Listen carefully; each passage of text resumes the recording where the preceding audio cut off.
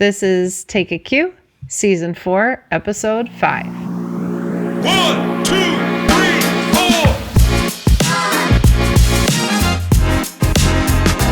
4. Hey there, music educators. Welcome to Take a Cue, the podcast that helps you hit the right notes in your band room, one rehearsal at a time. I'm Jen Wise, professional baton dropper and occasional miracle worker. And I'm Erik Dunno, and I'm still awake. Between the two of us, we've got over 40 years of experience teaching band in New Jersey public schools. And trust us, we've seen it all. Missing mallets, unexpected key changes, and that one clarinet squeak at the concert that always arrives right on cue. Whether you're brand new or a seasoned pro, Take a Cue is here to spark ideas, share strategies, and remind you why band directing is one of the best gigs around. From classroom hacks to performance tips, we've got practical advice, real stories, and just enough humor to get you through your next rehearsal. If you're enjoying the show, give us a 5-star rating and a review on your favorite podcast app. It helps more educators find us. And stay connected with us on Facebook, Instagram, and YouTube at Take a Cue Podcast. We'd love to hear your stories, swap ideas, and celebrate the wins, big or small. So grab your baton, tune up those instruments, and get ready to bring out the best in your students and yourself. This is Take a Cue. Jen, what a cool episode we have today. I know, this is so great. We have Peter Sciaino, composer extraordinaire, here to chat with us today. This is great. You guys are really going to like this episode. Yes, we just were able to talk with Pete about his compositional style, his some of his ideas behind composing and teaching, sort of like balancing everything and doing it really well.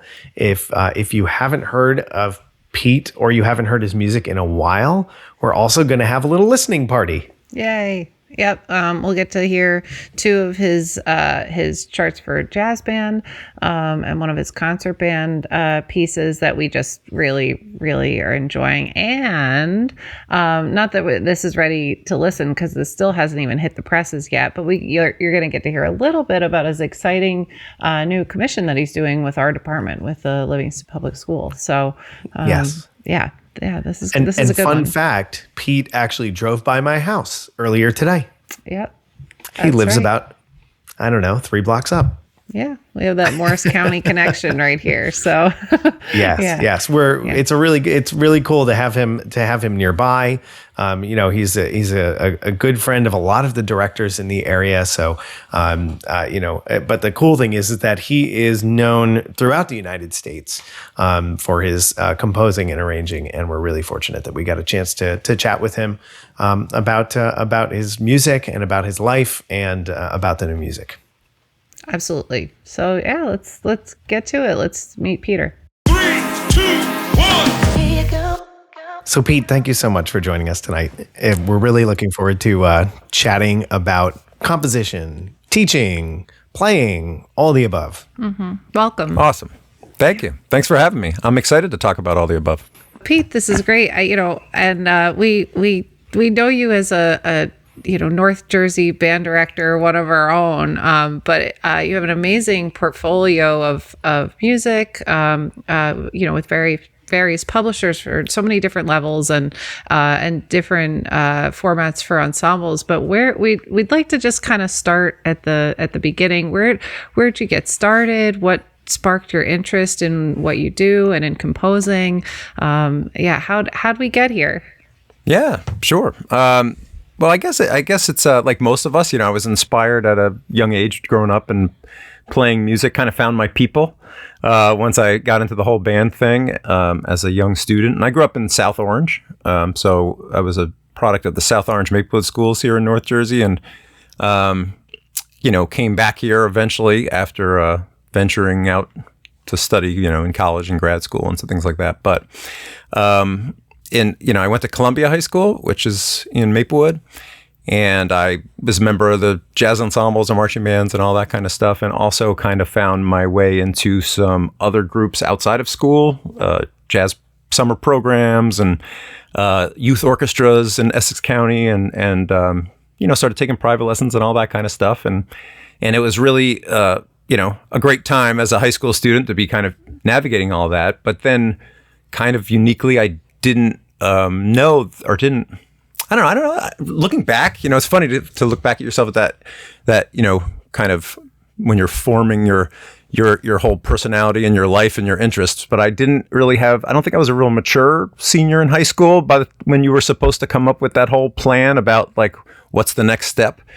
And kind of didn't really ask the right questions probably. And, decided I was going to be an English major in college. And that's what I did. I was an English major in college for my first semester. I went to Syracuse University as an undergrad. And one of the reasons I was interested in it was because it did have a music program that seemed like something I could be a part of, even though I didn't have a plan to be looking back, I probably had an inkling that I wanted to do something like that, but I didn't, again, have that sort of maturity or have it all figured out. So went to Syracuse as an English major because I really liked writing and I was pretty good at that whole thing and thought I was going to be maybe the next great American novelist. And, be creative in that way, because I guess I always had that sort of creativity bug. And then ended up auditioning I was in the marching band, not to get too into the weeds. And one of the students in my trumpet section at Syracuse, when I was a freshman, an upperclassman, said, I was warming up and playing some jazz licks in the corner of the Carrier Dome up there. And they were like, hey, you should try out for the jazz band. And I said, oh, okay. So I did. And then I made the jazz band. And then kind of was encouraged to audition for the school wind ensemble because they had an opening. And the band director at the time at Syracuse was a man by the name of Larry Clark. And he, said we had an opening and you should audition. So I did. And I made the wind ensemble. And with that came private trumpet lessons that I was eligible for. So I started studying privately with a guy named Dan Sapichetti at Syracuse, and he was a real kind of like straight talker, guy from, Massachusetts who, told it like it was. And I kind of needed that, that sort of tough love sort of teacher who by like the third or fourth lesson was like, what the hell are you doing? Like, so you're in the jazz band, you're in the marching band, you're in all this stuff, you're taking trumpet, you're here with me. You're an English major? And I was like, yeah. And he's like, well, why? And I said, well, I don't know, because I would have to audition and whatever. He's like, you just auditioned. Go, just tell him you're a music major if that's what you want to do. So I did. I walked down to the School of Music office and said, Mr. Sapichetti said I should be a music major. And they said, okay, what major do you want? And of course, I didn't have that figured out. Looking back, man, I was just totally obtuse. And I said, well, what are the options? And they read them off to me like a menu, that's like, well, there's music industry, there's music performance, there's music education. I said, oh, okay. Well, I guess education sounds right because both my parents are teachers and educators. So I said, I'll do that. And then I did. So, I mean, and it sounds random, but then honestly, like, looking back, like, I think I just needed somebody to ask me that question, like the power of that question, like, what do you do? Like, do you want to do this? Mm-hmm. And so I kind of think of that sometimes in my own teaching, like, do I need to ask a certain question? Just give a forum for somebody to express what they might be thinking, because I certainly wasn't a confident enough person to come up with that idea on my own. Or maybe I just wasn't mature enough at the age of, senior year. And in a few months, I got some confidence venturing out into something else and realizing I actually was pretty good at it in more than just my little world at the time. So, were you composing at the time, or was that not part of the equation yet? No. So it was, funny enough. I wouldn't say real composing. And so I played trumpet was my main instrument, but I was also I mentioned I was interested in jazz, and I figured out stuff on the piano, chord changes, and I could read lead sheets, stuff like that. I wouldn't say I could read piano music very well at that time. Some might say not even now, but I definitely knew my way around, harmony. And so I played in some rock bands, I was in like garage bands, and I had great friends who were all very creative in that way, and we would write music in that sort of sense of things. So I did that, and then I also kind of a formative moment in retrospect might have been, so now maybe some of the young band directors listening wouldn't know this, but years ago when you had to like look at the catalogs as to what was coming out, whether it be for band or orchestra or jazz band, for, you know, educational music or arrangements for band and orchestra, it would be cassette tapes that were sent out, or maybe some people might remember at least CDs before they all became, you know, available online and streaming and all that kind of stuff. Okay. So when I was in high school, and this is like probably early 90s, 92, 93, I remember my band director at the time having like this stack of mail on his, and I like kind of saw it and was like, what's this? And there's like these cassettes. And of course, being like into, like I was at the record store every day. I mean, you can see behind me, like I was at the record store every day, like, you know, spending any money I had on any kind of recording, or, you know, whether it be a CD or a tape at the time, probably was the media I was mostly into at that time. And so I was interested in this cassette and this free stuff that he was getting in the mail. And one of the things was like kind of an arrangers, publishers, or, you know, maybe it was Hal. I don't remember, Warner Brothers. I don't remember who it was, but sampler tape of like marching band, pep band arrangements. And he's like, oh, well, this is like if you want to order this stuff. And we hadn't really ordered, like I guess we played in the pep band, but I don't remember having a lot of cool new tunes. And here was like Smells Like Teen Spirit and like whatever the tunes we were listening to at the time. And I listened to it. He said, yeah, take it. I don't want it. So I took it home and listened to it. And I thought it was like a combination of the coolest and funniest thing I had heard in my life. Like, I thought it was hilarious that there was a marching band playing Smells Like Teen Spirit. But I also was like, I got to figure out how to write these tunes for like, this could be a lot of fun. So I started I started writing arrangements for the, you know, for my groups or what, even friends. And we had little jazz combos that we would put together. And, you know, I remember spending full weekends with friends just playing music, you know, and it wasn't getting together and playing duets and that sort of classical track. It was definitely like this sort of hybrid jazz and rock sort of thing. So like that also, I think, was part of why I knew I wanted to keep music in my life moving forward, but I wasn't mature enough to know how to do it as a person who wasn't like primarily a classical trumpet player, though I did do all that stuff. It just wasn't what I considered to be my strength, you know? Yeah.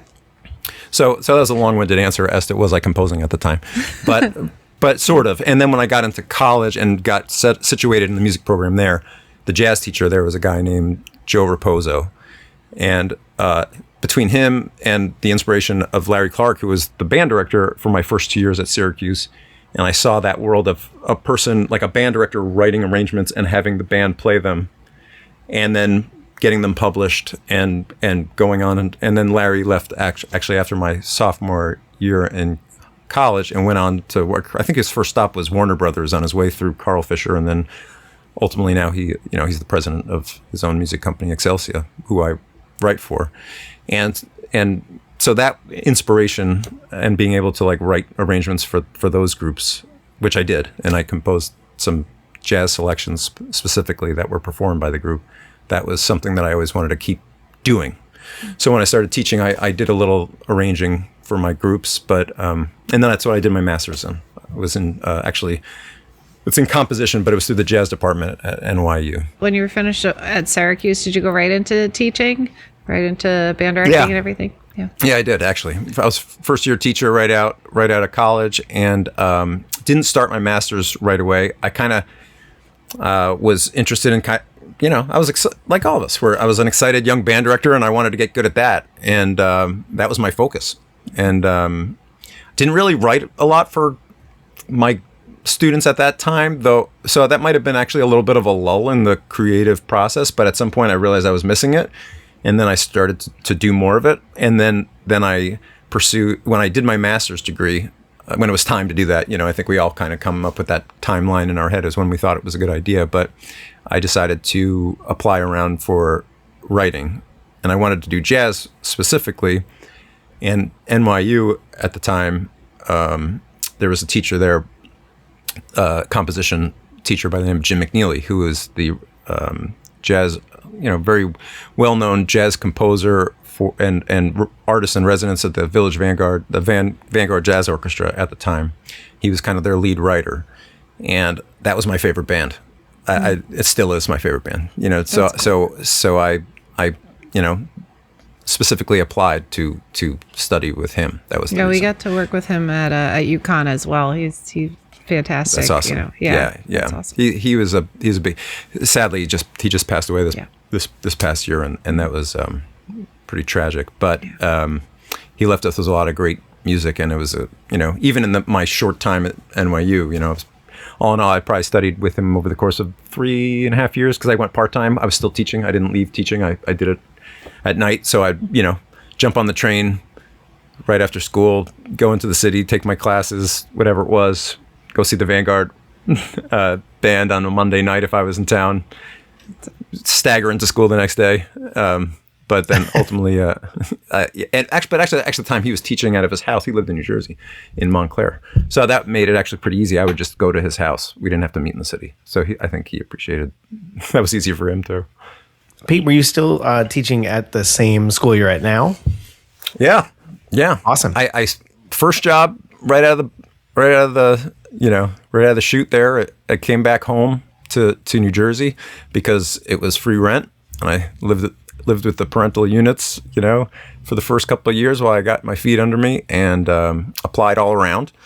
And I had a few interviews and was a finalist at a couple of places. And I teach at Whippany Park High School, which is part of the Hanover Park Regional High School District here in Morris County. And they offered me a 4/5 band position. At the time, it was not full-time. And I really wanted to do high school I was really inspired to do that level. So I also, what was really attractive to me is that I wasn't the only band director if I were to take that job. There was somebody there already, Carl Sabatino, who was teaching there about 8 years at the time when that position opened. And so I got that position, I took that position, and we are both still teaching there this is 29 years later. Oh, so wow. Wow. It's been a run. Yeah. That's awesome. As a young teacher, it was super, here was somebody, a veteran of 8 years who could, which I really appreciated. I think we all would like to have somebody to, a team. I like to be a part of a team. That's the one thing about composing. It's kind of a lonely thing until you get to a certain point of it. But yeah, he was already there, and he was a saxophone player, and they were looking for somebody who was more of a brass or percussion person, and I felt confident doing that, and he was great, and he still is. We've been married forever.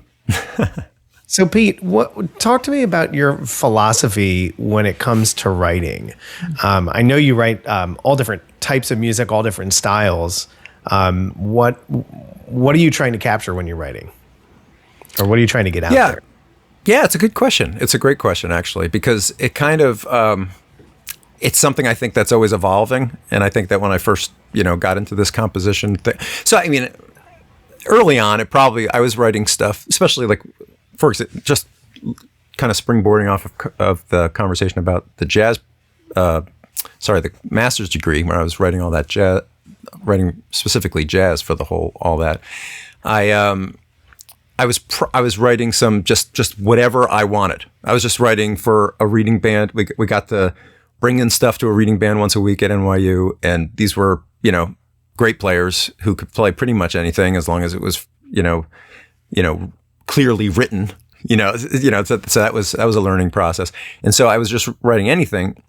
I wasn't really writing for students at that time specifically, though that was something always in the back of my head. I remember having a very interesting conversation with Jim about it he's like, what's your end goal? And I actually was smart enough to know that that's how I wanted to apply it, because I thought that was my expertise. I was a teacher. I know what kids could do. That would be a great way to exercise. I never had a thought that I was going to become a professional composer who left the teaching world. I just saw it as a great pairing. And so I definitely was thinking eventually to get there, but at the time, that's not really what the degree was, right? So I was kind of being really creative and just kind of following my heart, coming up with inspiration from whatever. It could have been from, oftentimes it was listening to somebody else's work and being like, oh, that's cool. I want to figure out how to do that. And then somewhere in the trying to figure it out and not quite figuring it out, you find your own voice. But also I think that I I found some sort of, inspiration in thinking ahead to how would I apply this to student compositions, because that's really the world that we're talking about here, right? That's kind of like where I'm based. Yeah, I gotta say, like, some of my students' favorite pieces we've ever played have been written by band directors for their own bands, or band directors with, the grade level they interact with all the time, Totally. in mind. Yeah, like my students usually connect to that stuff like really quickly, Yeah, for sure. And I think that's super inspiring. Just like writing a great piece of literature that might get played, at some professional, like by a symphony orchestra or something like that. I could see that also being, I think it's the same rush, honestly. It's just that you're writing for a different audience. And if somebody asked me to write, to score a movie in the London Symphony Orchestra would play it, I'd probably say yes and give it a shot.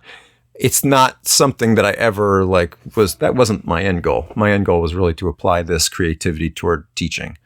And so, in that sense, what's my philosophy? Getting back to the original question, which is like, what is my philosophy? I guess I'm always trying to serve the group, but I'm trying to find myself in it. And I think I've gotten better at that, every year. I feel like every year that I'm coming up with this sort of like arsenal of tunes that I'm gonna put out, I like to think that they represent me a little bit better. Because at first, I think I could look back in some of the tunes that I've written past, whether they be published or not, because I got plenty of things that hadn't been published.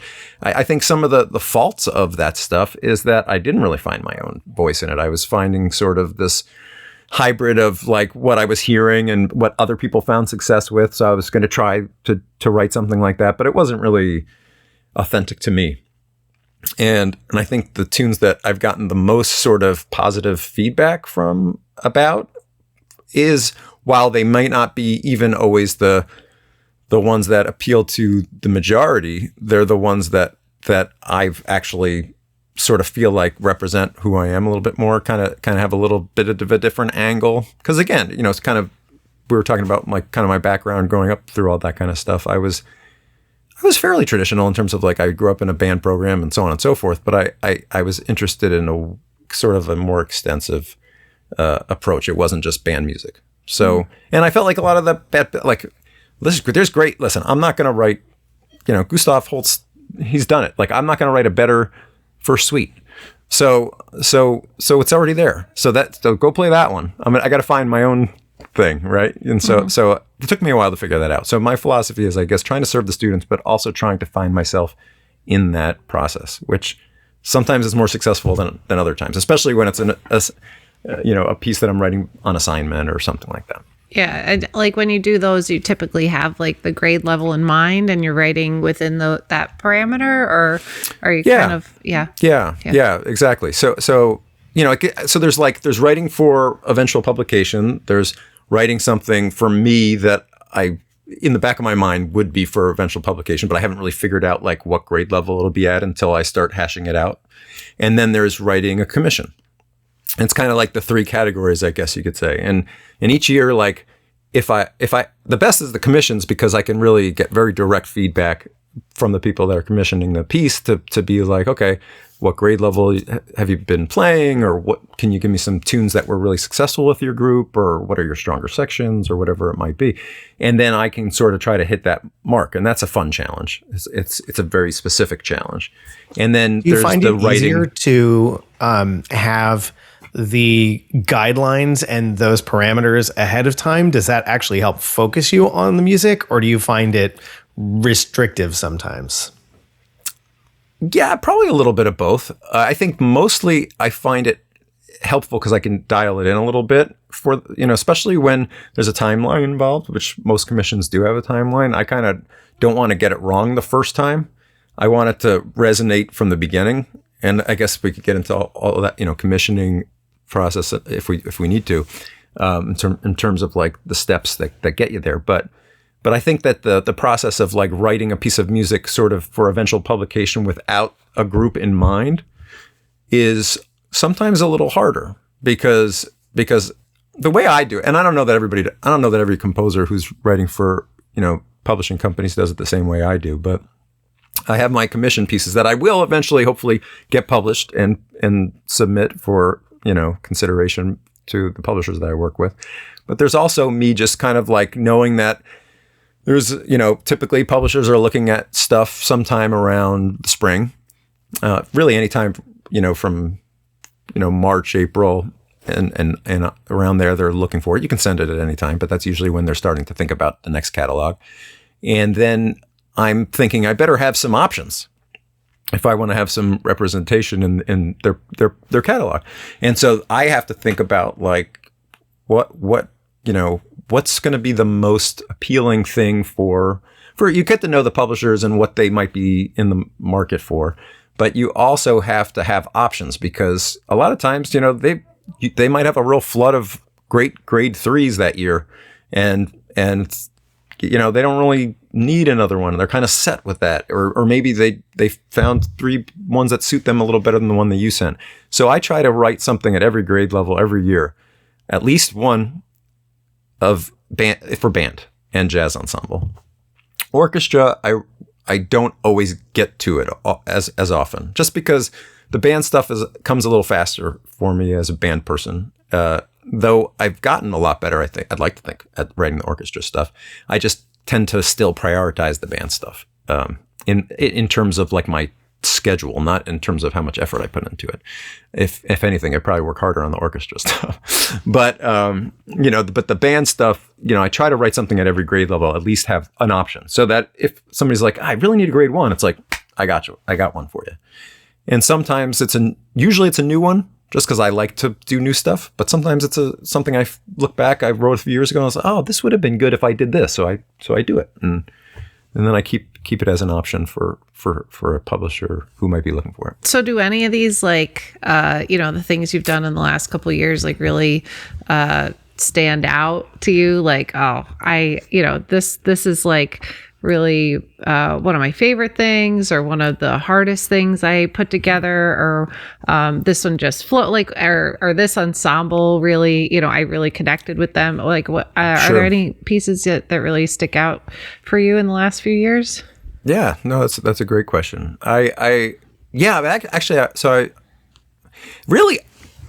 I'm not kidding when I say this. I think without hesitation, I can honestly say that I think all the commissions that I've been lucky enough to do, I felt like really good about them. Thank goodness, at least, Yeah. And it's one of those things that you'd like. I definitely felt good about it as I was writing it. And I think, again, because you're writing there's a human connection there. You're not just writing into the void, and I think that was a real struggle, or it still can be a struggle if it's not for a group specifically in mind. So maybe it's helpful. Maybe I should just come up with a group, like just picture a group and try to write for them.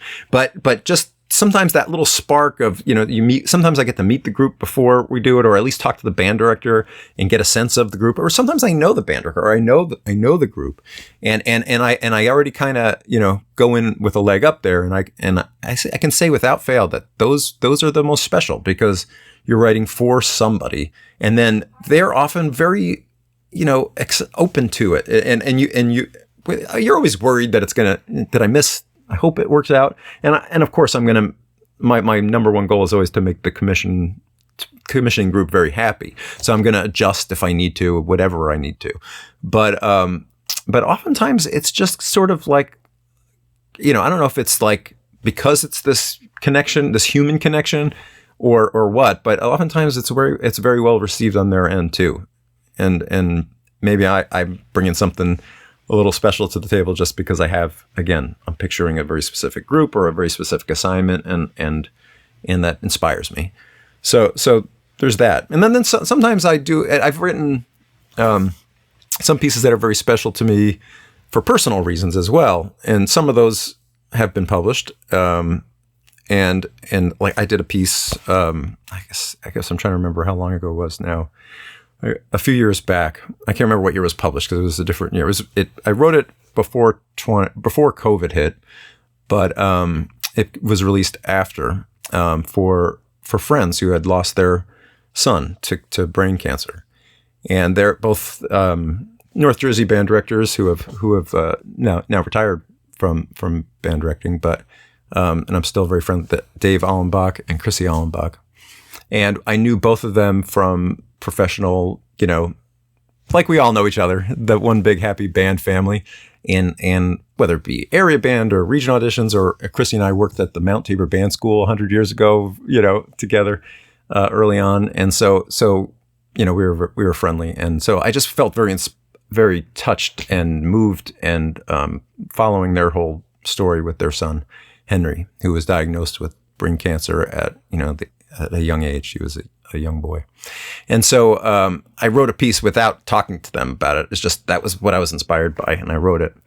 And at some point I realized it was pretty decent. So I did reach out to them and make the connection. And you never know how it's going to be received. You hope for the best things. And thankfully they were very touched and liked the piece, and eventually was published. And I'm very proud of that one. And I've made a lot of special connections with groups who performed it, because it is, again, a human connection. There's an emotional component beyond just the notes on the page and the educational aspect of it. Though that's still there. It's just that you can go one step deeper. So those kinds of clinics or conversations are always a little, actually, I don't want to say easier, but they're definitely, I'm inspired to do them. Like, they make for usually a much better session.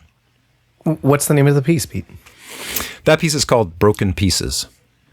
Chrissy and Dave have a foundation, a charity in their son's name, and every dollar that I've made from that piece, I've donated to that cause, and I will continue to, as long as it keeps selling. I'll keep doing it. That's great. So, continuing on the path of commissions. Livingston is currently working with Pete for a very interesting commission for our district jazz festival that's coming up in March this year.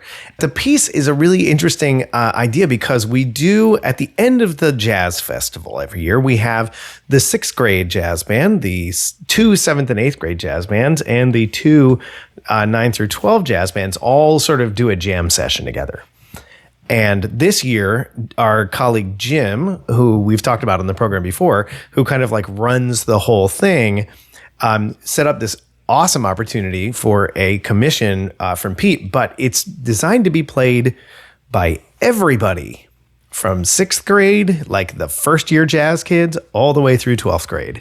Whoa. And everybody in between. So Pete, tell us about this piece, because I'm kind of curious to know a little more about it too, because we're going to get to play it in a couple months.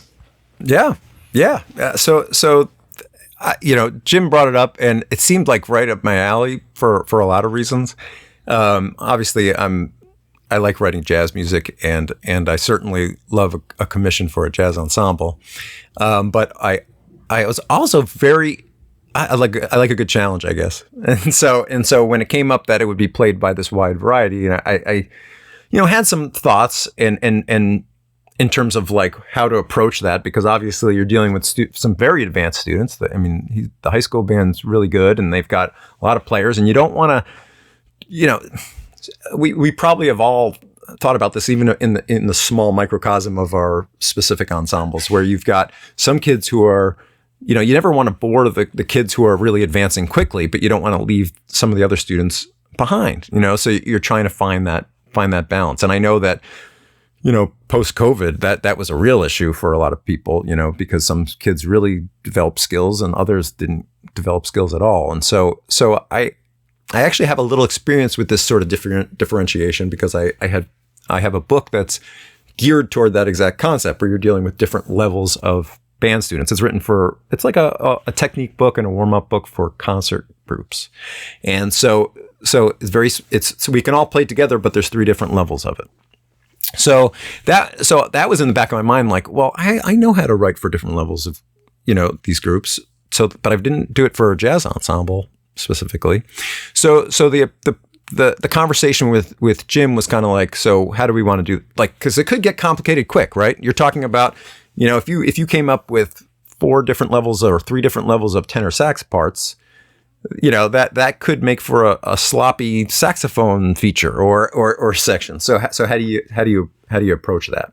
But again, having the experience of sort of being able to meld, those different levels, I thought I could pull it off. So in the end, where we are with it at this point, and we're still working out some of the kinks, but is that, we landed at a place where I think that the style of the piece, right, remains pretty straightforward. Because I think for a jazz ensemble, especially, the hardest thing, the most obvious thing that separates a really advanced jazz ensemble from a less advanced school jazz ensemble is style and how they approach it. So the style is attainable. If we're going to do swing, which is what we ended up doing, if we're going to do swing, we're going to make sure that we're swinging eighth notes and we're swinging rhythms that are very teachable, approachable, and we can listen to them and respond. Right? We're not going to get too in the weeds on rhythmic stuff, but maybe we can extend some of the range. Maybe we can extend some of the harmonic stuff, because we've got a pretty advanced group of rhythm section people, right? Who might be able to sort of carry the load of that advanced harmony.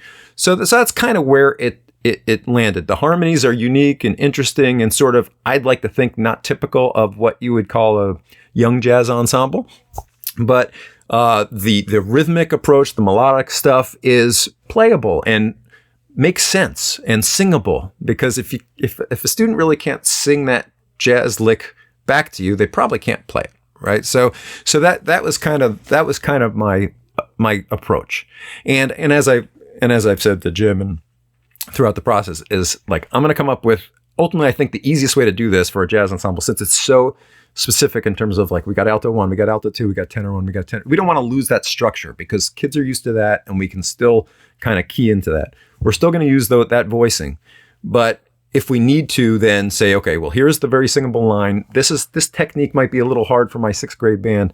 Then I can write a part that makes that a little bit easier for that 6th grade band student, but it doesn't sound so different from what the 12th grade band student's playing that it doesn't jive together. So that's kind of where we are. So I, as of now, Erik, you've heard the tune, I think, right? At this point? Yes, absolutely. Yeah. So at this point, like, it's one, if you saw it, you would just see it as a grade, probably grade anywhere, depending on the parts, between a grade 2 and a grade 2.5 jazz selection. But what we can do from here is sort of find those spots where we need to make it more of a 6th grade friendly jazz chart and sort of make a hybrid version. Similarly, with my own school group, when we do a combined concert with the middle school, we've got our high school arrangement, and then I'll come up with sort of the middle school arrangement that works, but doesn't sound so different, or doesn't sound so independent, I guess you could say, that Sure. that to make it work. And so this was, while a good challenge, it wasn't something I was afraid to take on. But Nice. I love the fact that now this is a part of it I didn't know yet, is that there may be different parts that work together that are going to be distributed for some of the younger players. Yeah. I think that's really cool. That's definitely something. And that's like that. It may not be unique for you, Pete, but I think out there in the band world, that's certainly very unique. I mean, you rarely get a piece that you could play with a wide variety of players. Yeah, like flex band stuff is kind of sort of out there, but that's not what we're talking about here. No, this is because the different. levels are still the same from the parts. We're talking about just like, an alto 1 part that's designed to be played by a 6th grader, along with the 12th graders part that are different but work together. Yeah. Right? Well, that, am I getting that right? No, you're nailing it. And that's kind of, and not to get into the book, but I wrote a book called The United System for Winds of Percussion that Wenger Jones published. And it's been really, really not to say it's been a really great resource, but I think it's been, I've gotten some really good feedback on it from particularly small band programs, because, a lot of, like, there's a school I was working with in Vermont. They've got a literally grade 6 through 12 band. I mean, that's their band every day that meets. So now how do you get that 12th grader to be, interested in the grade 1.5 music that the seventh grader can play. Like it's a tough sell, right? So the book, when I wrote it, was sort of with that in mind, though maybe not thinking, I didn't necessarily even realize how useful it could be for a group that I didn't know there were groups that really had that sort of band program. I mean, I knew there was, but I didn't realize how many responded to it. So in that sense, the book is set up, again, not to get into too details, but there's 3 levels: bronze, silver, and gold. And it's also progressive. So at the beginning of the book, you've got your youngest group or your least experienced players starting at a grade 0.5 level. You've got, that was your bronze. Your silver starting more in the grade 1 level. And then you've got your advanced groups, gold, that might be starting more like 1.5 to 2, right? And as the book progresses through the different units, at the end of it, those golds are more at the 2.5 plus, and the silvers are more at the grade 1.5 plus. And then the people that started at the beginners, those 0.5 kids, are now looking at more like a grade 1. Well, good news is when they get through the whole bronze section, now they're on to the silver. So now they review a couple of concepts. They get that grade 1 stuff really, really learned again. It's kind of this cycle, this cyclical learning approach. Spiral learning is really the term. And when you move on to that next level, all of a sudden, you start to sort of rehash some of the ideas, but at a higher level. And so that's how the book is lined up. And so that was in mind. And that's actually a project I'm working on now for a more, I probably can't say too much about it, but basically it's that concept, but for performable music, not just a warm up and technique book, but something that bands can use in a concert setting. I think that's a niche that really hasn't been tapped. I think that's great. Yeah. I'm sure there are a lot of people out there who are going to be able to use that really well with their groups. Yeah, totally. Yeah, I think the hardest thing is really connecting with those groups and explaining it. I think that was the hardest thing that we found from the marketing standpoint, is like, how do I succinctly say this? And so multi-level is what it is, but that still doesn't say that we're all playing at the same time. So that's something I think that just is more of a, we'll figure it out as we go. But the more I was going to say, you were an English major for a hot second. You got this. I know, but not a marketing person at all. Like, in fact, I would say that's probably my weakest standpoint is like, the whole marketing thing and self promotion. But yeah, we'll figure it out. It's a worthwhile project, so I'm excited about it. I really I think that's so cool how your music is kind of scaffolded to reach everybody. That's amazing. And like it's. From the programs you've seen, like, what are some of the like really outstanding things you've seen when you've worked with groups? Like, what are some things that really stick out to you that stick with you, and you're like, they're doing it right, like they're whether they're making perfect music or not, like what really grabs you when you work with a program? Yeah, this is a great question. I thought about this a lot over the summer, a couple of summers ago. You're doing you're coming back to your fall semester. You're coming back to the thinking ahead. It's probably like, here in New Jersey, it's like mid-August, and you're like, okay, here we go. I got to get myself pumped up. And like so many band directors, I think we're always trying to get better at what we do, not just maintain and so, I was thinking to myself, how can I draw on this? I've had a pretty unique experience. I've been able to go into other people's band rooms, and that's not something that everybody gets to do, though I think we'd think that we wouldn't be welcome or invited. I think I would have anybody come into my band. I think we should all go and check out each other. Talk about good PD. We're always trying to invent PD, for especially the music staff, where what we do may not always relate to what they might be trying to do at a district level. That would be an awesome PD. Is just go hang out in somebody else's band room. So anyway, I was thinking about that kind of thing, getting back to school and thinking about what are some of the amazing things that people do. And for sure, there are some of the programs that you see that are really successful. It starts with the schedule. We could all talk about how the schedule is figured out, and there's a real cohesive sort of approach to time and hands-on time and how much, how much time you get with each student, that equitable scenario from grades beginner, depending on when you start your kids, all the way through high school. But I think that the big take home is just sort of like setting up the right culture, and I think that that's something that you can do even regardless of how much time you have, is you want the band room to be a really welcoming place that people want to be. And I think that's the thing that when you walk into a given band room that jumps out at me right from the beginning. You can always tell. The kids have a certain vibe when you get in there, and that's of course set up by the band director and the teachers they've had throughout, all that kind of thing. But I mean, I got there was one band that I got to see. I went out to Oklahoma and I did a day with a band in Oklahoma, which was really awesome. And it was unique because how often do we get to see groups that have band at like not just band, but lesson periods every single day at 6th grade level. So that's what I walked into. And these teachers, this was in Mustang, Oklahoma. And I had the really awesome experience to go see great band director, Jessica Holt, who's there. And through Wengert Jones sponsored me to go out there and work with their bands for the day. And first of all, it's a different world, like Texas, Oklahoma bands. We all know that it's a different world.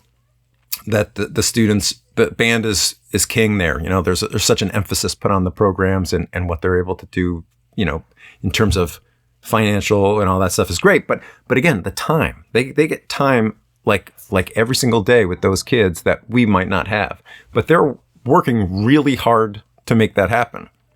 We're talking like all day. I was at some point, I remember working with the group, and after 4 hours, she was like, okay, well now we take a 15-minute break and have coffee. I was like, oh, good, because I would have done that 3 hours ago back in, on my prep periods. They just didn't have that sort of structure. But again, what made it successful was not, yes, the time and all that, and they had a great staff and the people were super talented, but they had a really great culture there. The kids came in, they were welcome to the room every time. The kids knew what the expectations were. Obviously, there was something in place that they knew procedures, but they didn't get too into the weeds on the procedures. It was really about what we were going to do today.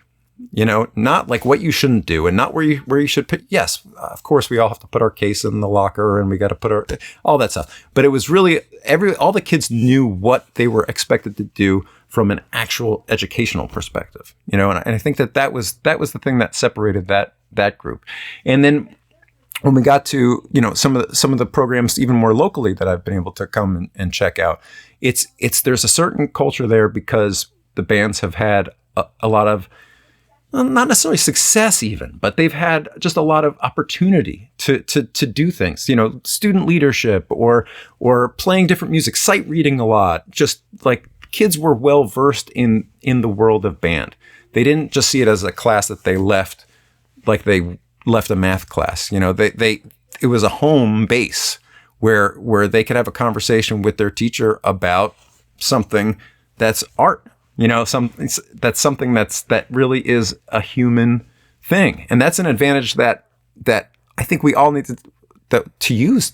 Something we need to all use to our advantage is that you're talking with students who can talk about. You can talk to your students any day about something that is beautiful, something that is inspiring, something and I hope that math teachers can do that. I'm not trying to say math. I'm not trying to put down anybody. I hope they can, but it's probably a little harder. At least I would find it really hard. I mean, you can put on a beautiful piece of music and I think we could all find something about it that we like. So, I think that we need to take advantage of that and make those connections through listening and reading lots of stuff and showing your enthusiasm for it. Right on. That was a really long-winded answer. That's a great answer. No, it's good. It's great. You touched on all the things that we strive to do, and yeah. Yeah, we try to, but it's hard with limited time. So I think that it's a combo platter. I'm not trying to suggest that that's an easy thing to do. It's just something that I think we need to keep in mind, even though we spend so much time trying to be really efficient in the small amount of time that we have with the students. Yes, we need to make some time for it. Yeah. Yeah. So you do a lot, Pete. You write, you arrange, you teach. We haven't even talked about performing. I've had the pleasure of hearing Pete play numerous times. So what I wanted to find out from you is how do you balance it all? Because I know you also have a family at home. We just did an episode, our last episode, number 48, was on burnout and work-life balance. Do you ever feel like that burnout feeling kind of creeping in, or like you're totally overextended? And what do you do? You know what? I don't want to jinx anything, but I have never gotten to a point, and I hope I never do, where I feel burned out. Thank goodness. And I think there's part of that might be your mindset and your enthusiasm for it, but I think most people have enthusiasm for music if they went into music teaching. I think I've gotten kind of lucky in the sense that I have, I found a way to be creative while also teaching in my own way. This was my way. And that's not to say that just, teaching in general, like teaching social studies is creative. I mean, you got to come up with lesson plans. You got to come up with a way to connect with students. You got to be creative. But to create some music that I then can connect with students through, I think has been inspiring. So it makes for a little less, maybe I feel like I'm doing something for me also. And sometimes you have to be a little selfish. And I think that's a bad word, especially when it comes to teaching, because obviously we're not in it for ourselves. But if you're not finding inspiration for yourself, it's hard to be generous. That's probably true with a lot of things. So I've been fortunate that I've been able to figure out how to find ways to be creative and still feel like I'm doing right by the students that I work with. But I also have a job that works with being creative. I mean, we're super busy. We do a lot of stuff. I'd like to think we do a really good job with our ensembles. We have a marching band, but it's not a competitive marching band. So I think that is a big difference. I think we can all probably agree. We're still putting a really good product out there, but we just didn't get into that side of things. It's not the right fit for our school. That was a decision we made a long time ago. So that keeps things reasonable in the fall. We have 2 band directors at my school, and I've got a colleague who's very supportive of this, composing element of my life that I've definitely at times questioned, like, wait, which have I spent more time doing this week? Because sometimes it does get busy and you're finding yourself doing a lot of work outside of the school day on things that are still music. But again, it's not really my job. It's like this sort of side hustle thing that works well with my job. It's weird. I guess it's unique. It's probably a little easier for me to be a band teacher and write band music than be a lawyer and write band music. Like it sort of makes sense and works, and there's a connection there that keeps things, sort of normal, I guess you could say. Yeah. But I think time-wise, I'm doing a lot of stuff in the margins. That's what I feel like. If I have 10 minutes, I use that 10 minutes. And if I have, a deadline of something, then I'm probably coming home from school, bringing my son to his tuba lesson or to Taekwondo. And then while I'm sitting in the waiting room for Taekwondo, I'm working on a piece of music. Like that happens every week. So I try to find very efficient use of time. Mm-hmm. I guess so. Yeah, I'd like to think it's efficient. Sometimes it feels like I'm just always doing it, but it doesn't feel like. Again, it's sort of this personal creative pursuit, so it doesn't feel. I don't get burnt out on it. I guess because I really do enjoy it. I think sure. that's kind of the key. That's cool. So I think, and of course you have to find time, like you mentioned, find time for the family and prioritize that, and we do. And I have a really supportive partner who is, happy to let me, for example, like this week, I'm going to run down to Florida. I'm not going to run, I'm going to fly to Florida for a recording session for, one of the publishers. And that's a really great learning experience, and it's really inspiring, and it's really fun. And And this is something that my wife is all for me doing, even though she's not a musician and that's not her world, but she gets it. And so, that also, of course, helps. You have to have supportive people around you to make it happen, both professionally, like I do with my coworker Carl, and then everybody at home. So, Yeah. Yeah. It's funny. We said all those things last month. So did you? that's great. I mean, it's awesome. I think it's an honest answer, and I think it just happens to be true. 3, 2, 1. So the first piece from your jazz catalog that we kind of wanted to talk about was Hush. Because Erik and I both listened to it and we're like, that sounds just like Little Darlin'. Like that's great. And it's just got that feel to it. And it's really wonderful how you were able to make that happen for this level and make it accessible for this type of ensemble. It was like your goes to it, that Count Basie style right away. That's amazing. So cool.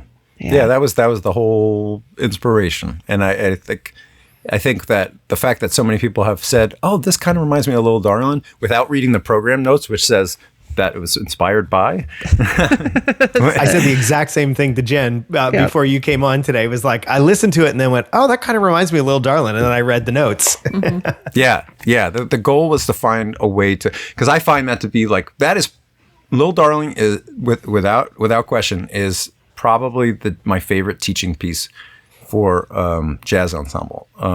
Not that it covers everything, but if you can get a group to play it really well, and again, I'm teaching at the high school level primarily. So if you can get a high school group to play it really well, I feel like they can play stylistically, which is obviously the most important thing when you're playing these jazz tunes.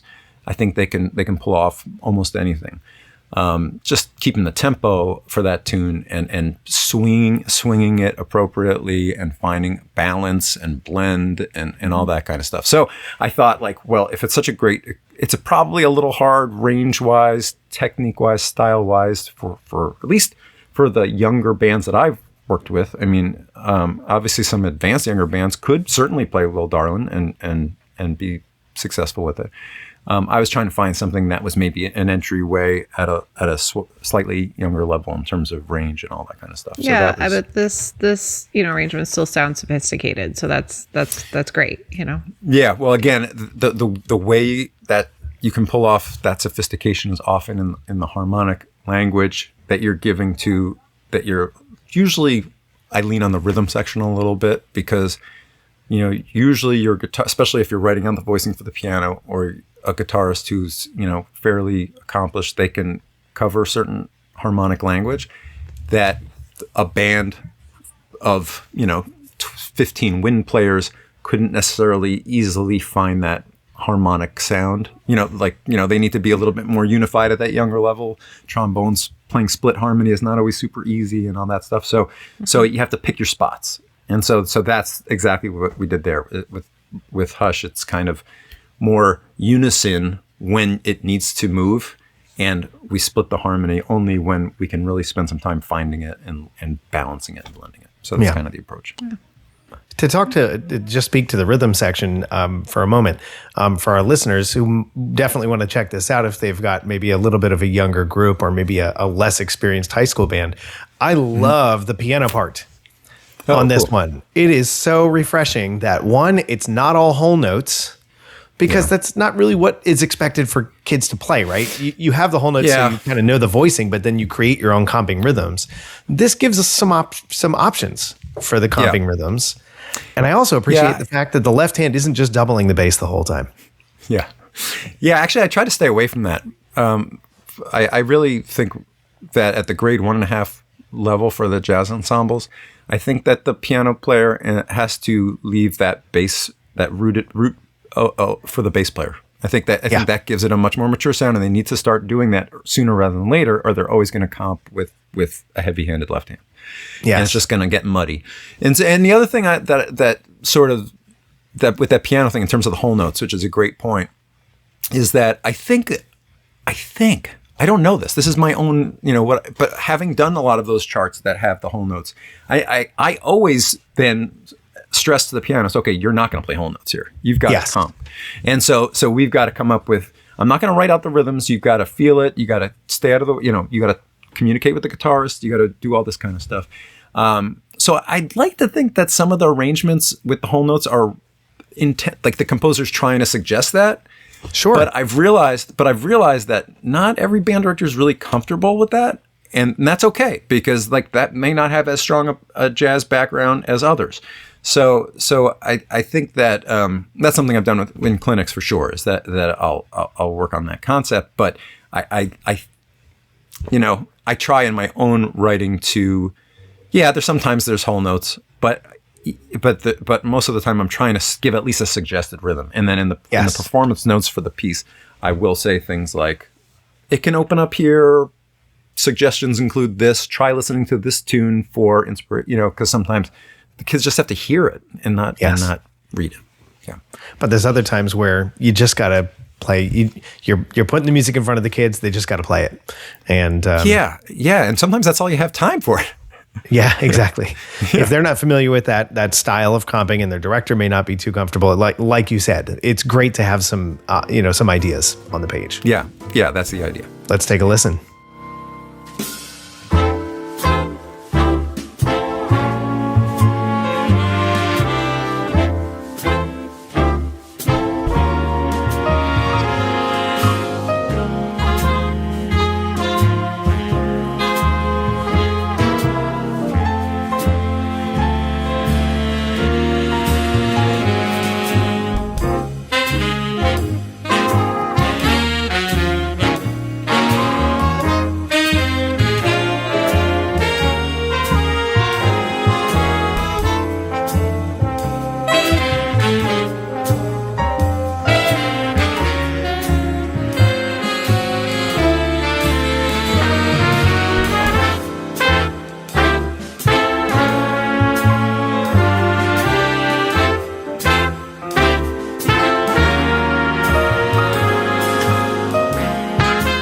So if you maybe heard that piece before, you might have heard it at the Midwest Band and Orchestra Clinic in 2025, just a few weeks ago.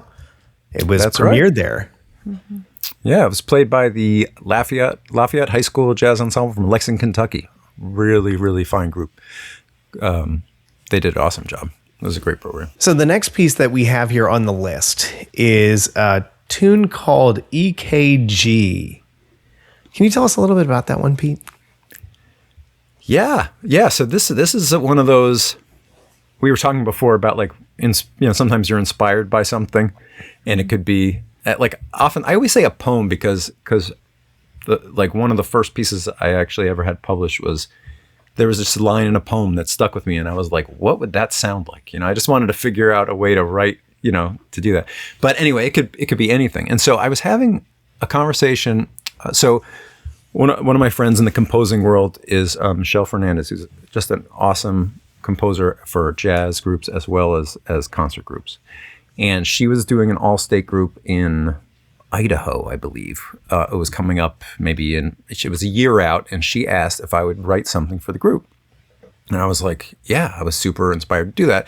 And she had this thought about, I can't remember exactly the whole story, but somehow I landed on something that was something about, it was the heart was sort of, I wanted to have that be part of it. Right.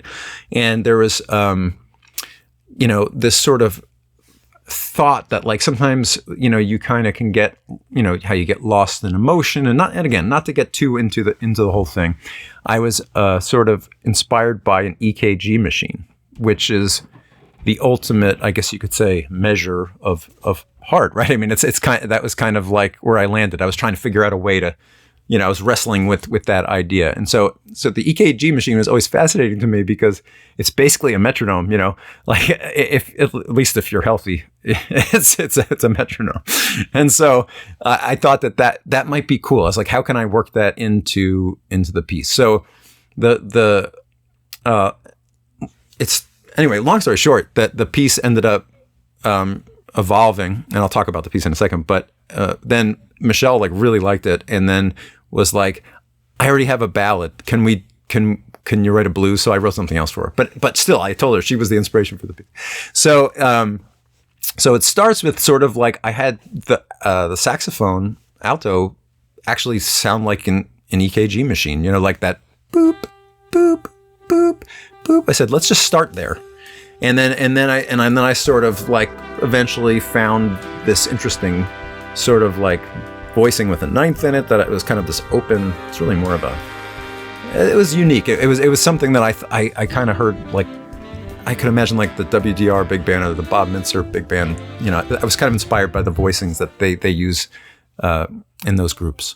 And so I kind of went with it and would have this kind of EKG effect come in and out of the piece as it was going on. And it's kind of ended up, I'm really happy with that one because it came from such a unique spot in terms of the inspiration of it. I think it actually is kind of stands out in the catalog, my stuff, because there's no other pieces that sound like, an EKG machine, but there's no other pieces that sort of have that exact, sort of, ethereal jazz ballad sound, kind of contemporary, I guess you could ultimately say. Yeah, totally. And that's what grabbed me about it. Before you said you might want to, talk about this, and I was like, oh, that was on my list for something cool. I'd like to play, because I love that sound, and I feel like like our high school students right now need to access the sound, in a way that they can play it. I feel like they could, relate to just relate to the idea of the piece and kind of find that sound. Yeah.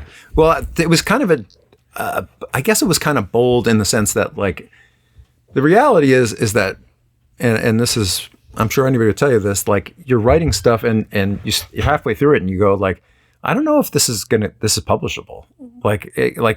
Cause you don't hear anything like that in I'm not saying it's like the most unique piece ever and nobody's ever written anything like it and I'm a genius. But what I'm saying is that like, it's not typical of published music for student groups for sure. And so I guess to the credit of my editor, Blair Belowski, who's he is the editor for Kendor and Excelsior Jazz. He was like, I don't know if it'll sell, but I love it and we got to put it out. So I was like, that meant the world to me because like, to have the support, to take a chance on something like that, but then also that, it was, it hit a chord with him, and I respect him so much as a writer and an editor that like, then I thought like, this is a cool one. Like, so I was, sometimes you got to take a chance. It might not get published. I got a lot of chances on my hard drive. If you want, maybe some of those are good, but this one worked out.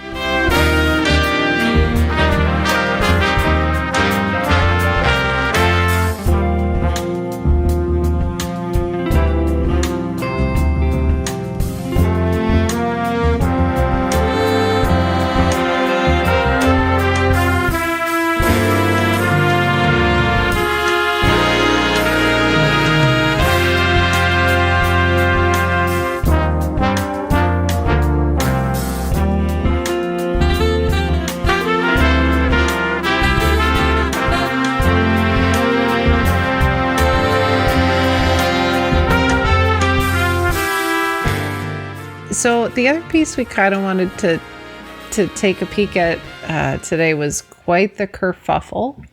Yeah. And I had to make sure I spelled it right to get it, to find it on YouTube and find the recording. But oh my goodness, what a fun piece. So this one's for concert band. And what was the grading on this one? This one's a grade, I think it landed at a 3. Okay. I think it's a grade 3.5, depending on the part, but I think it's solid. Yeah. A high school group for sure. A good middle school group could definitely. Okay. I told Jen, I think it depends on the tempo. At 145 to 150, it's not. It's a good 2.5, 3. At 160 plus, it's maybe a 3.5. Yeah, you might be right about that. Yeah, and also might depend on if you have a decent clarinet player because there is a little exposed part there. A little moment there. Yeah. Well, that's cool. So Quite the Kerfuffle has some wild energy to it and some really cool percussion stuff going on. Yes. How did this one come about? So again, this is really exposing the inspiration for some of these pieces. I can't say we've selected a few here that have some very specific inspiration. Okay. So this is good. But this one I remember back in, and I'm not sure. I guess it was 2016 election cycle. Was happening, and there was a very memorable presidential debate where the candidates were sort of speaking to each other and abruptly stepping on each other's people, and they couldn't stop.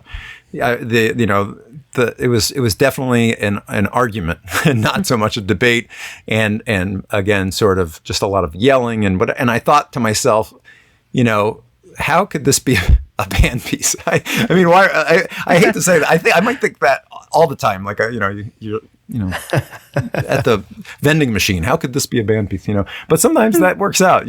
So in this case, that's exactly what I was thinking. So the original version of it, I started like, well, one instrument be yelling at the other. So like I had this whole like back and forth thing where there were this obnoxious melody, and I made sure to put like a lot of minor thirds, so it had that like nanny nanny poo poo sort of like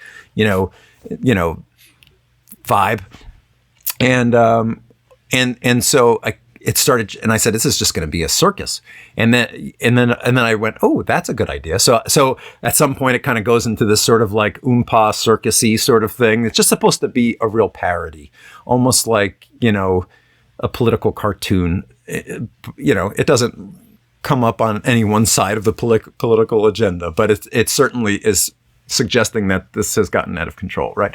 So that's how it started, and then much to this is where editors come into place, because actually the original version of it has a very exposed opening where it was just like one voice yelling at another voice, because I was really trying to like be a little too literal in retrospect with the whole concept. I'm definitely guilty of that.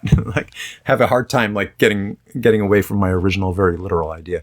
And Tyler Arcari, who is the editor of instrumental band and orchestra music at Excelsior and Wenger Jones, was like, I think that this really loud, obnoxious part where everybody plays at the same time, I think that has to be at the beginning.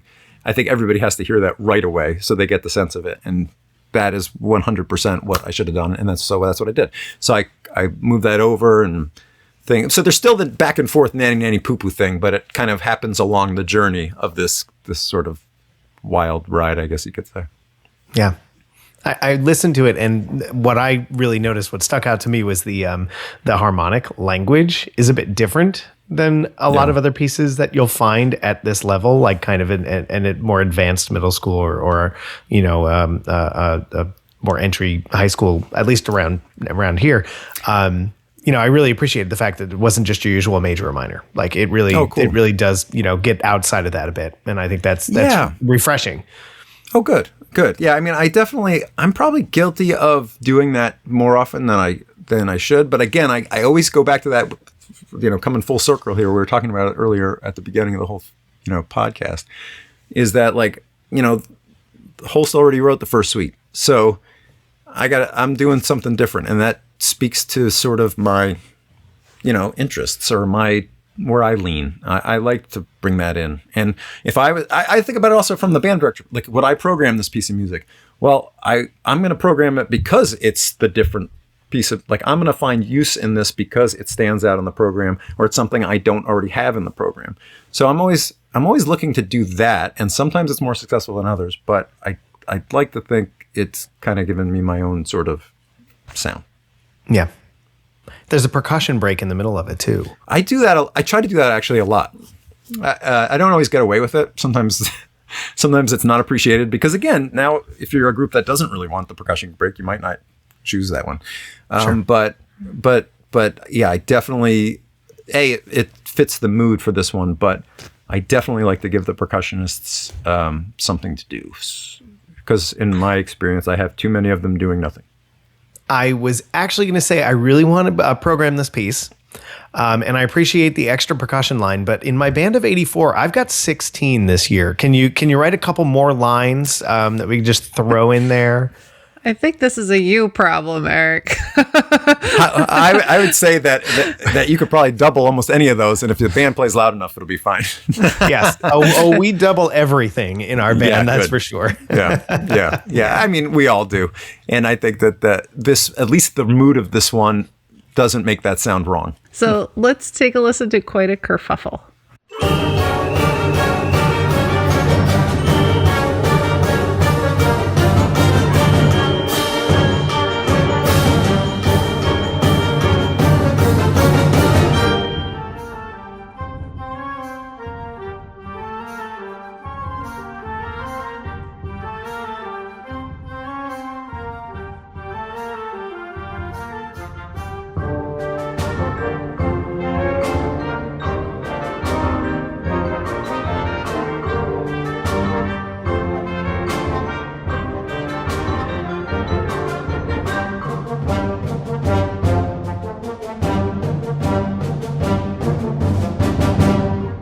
That's such a fun piece.